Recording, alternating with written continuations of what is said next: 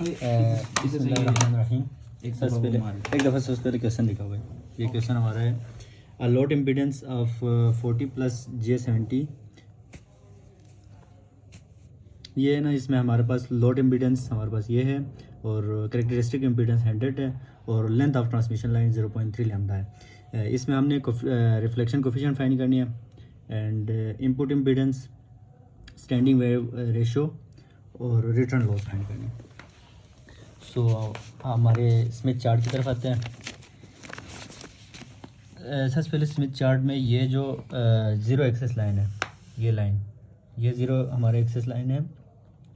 इस लाइन के ऊपर हमारा जो एम्पीडेंस की वैल्यू है अल्फ़ा प्लस बीटा जे, इसमें जो अल्फ़ा है वो इस लाइन के ऊपर लाई करेगा, ठीक है। और जो बीटा है वो ये जो सर्कल है, ये जितने भी सर्कल हैं वो बीटा की वैल्यू को शो कर रहे हैं, ये इनर सर्कल के ऊपर जो वैल्यूज़ हैं।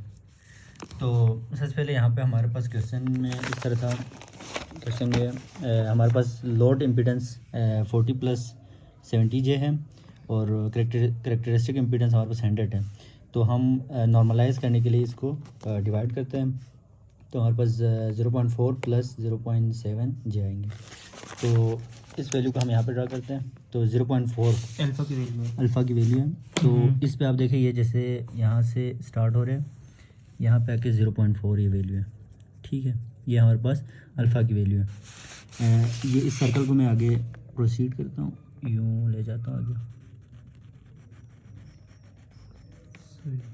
ये हमारे अल्फ़ा की वैल्यू हो गया एंड बीटा की वैल्यू जो है ना हमारे पास 0.7 है।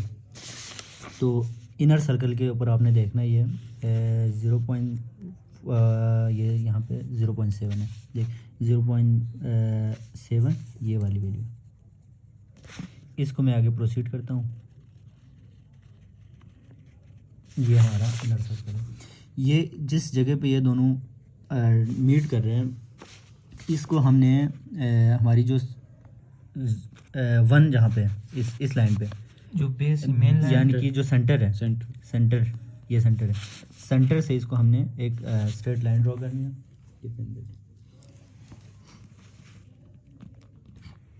इसको मैं यहाँ से इसके साथ मिलाता हूँ।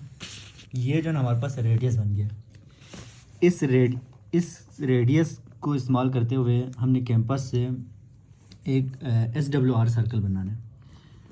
कैंपस के इस पॉइंट पे रखना है, इस पॉइंट पे रखने और यहाँ से स्टार्ट लेना है, ठीक है। एक होल सर्कल बनाने और इन दोनों पॉइंट्स को आगे प्रोसीड भी करने हमने, ठीक है। मैं इस दोनों पॉइंट को आगे प्रोसीड करता हूँ तो ये आगे चला जाएगा, ठीक है।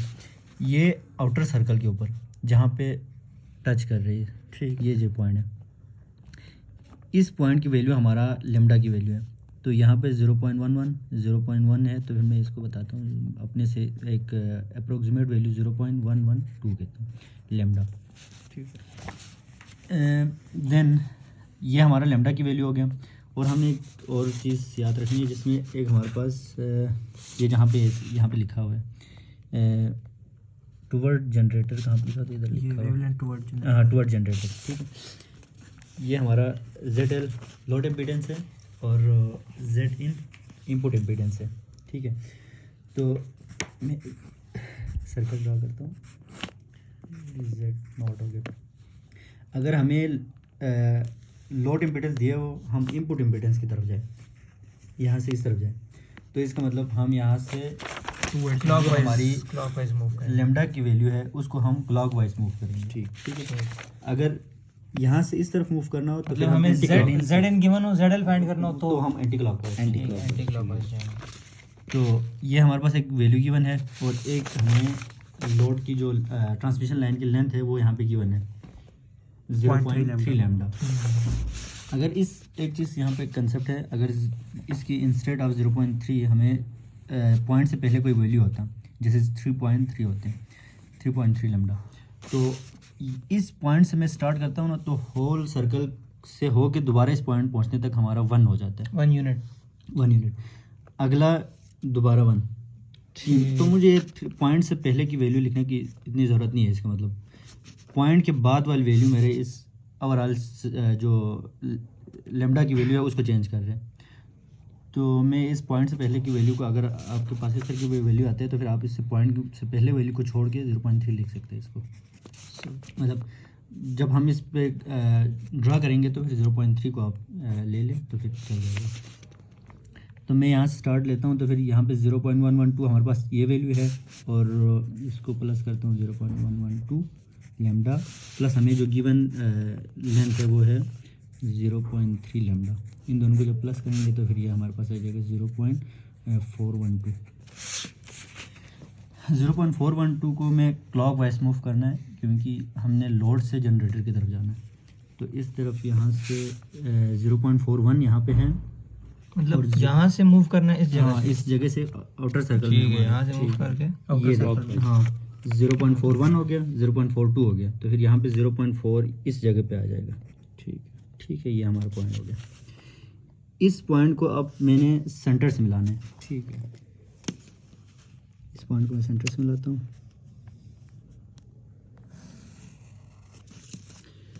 ये पॉइंट मैंने सेंटर से जब मिलाया और जो हमारी सर्कल थे, क्या नाम है, SWR सर्कल, वो इस लाइन को जहाँ पे कट करते हैं वो हमारा इनपुट इम्पीडेंस होगा, ZIN होगा। सर्कल किस तरह डालता हूँ? अब ये सर्कल में अंदाजे से लगा देता हूँ, अंदाजे में ये इसी से बांध जाएगा वजीर भाई दोनों को। इसको वो कौन सा है, वो SWR सर्कल पहले क्यों नहीं बनाया? यहाँ पे हमने उसका रेडियस तो लिया हुआ है ना। चलो बना लें इसको ना वजीर भाई ऐसे करके ये जुगाड़। तो हम जो है ना SWR सर्कल यहाँ से ड्रॉ करते हैं। तो इसकी रेडियस जो है वो इसके बराबर होगा, ये हमारा रेडियस है। ठीक है, तो थोड़ा आगे करो। ये हमारा रेडियस है, मैं इसको ड्रॉ करता हूँ।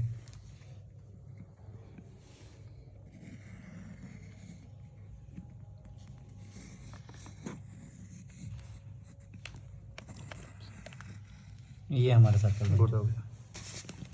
अब ये सर्कल इस लाइन को यहाँ पे कट किया इसने। ठीक है, इस पॉइंट पे ये पॉइंट हमारा, ये थोड़ा सा आगे चला गया, कोई बात नहीं, ये वाला लाइन है।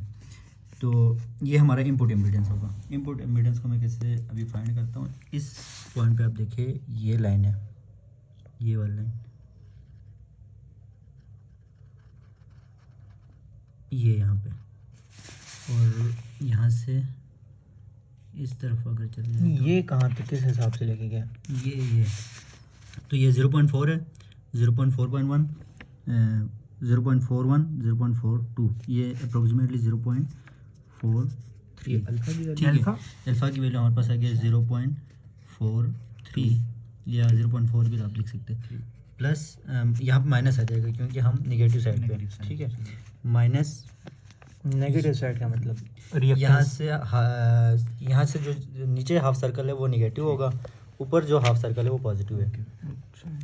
यहाँ से इसको आगे प्रोसीड किया तो फिर ये यहाँ पे 0.5 पे जाके इस लाइन को कट किया, तो ये 0.5 ये हमारे ये इनपुट। ये दोबारा बताइए, 0.5 इस सर्कल को ना आगे प्रोसीड करो, यहाँ से यहाँ जहाँ पे कट किया ना, इस सर्कल को आगे प्रोसीड किया तो ये 0. सीधा या फिर इस लाइन इस सर्कल को आगे प्रोसीड किया, सर्कल लाइन ये यहाँ पे कट किया इनर सर्कल को। ठीक है, ओके, तो ये हमारा इनपुट इम्पीडेंस आ गया।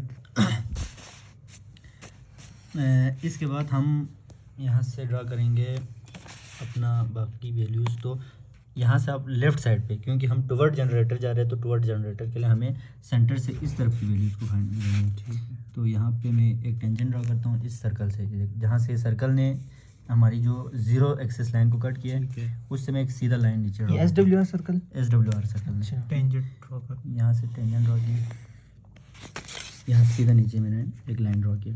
अब सबसे पहले ये वैल्यू हमारे पास SWR है, ऊपर वाली वैल्यूज। ठीक है, SWR है, तो SWR की वैल्यू,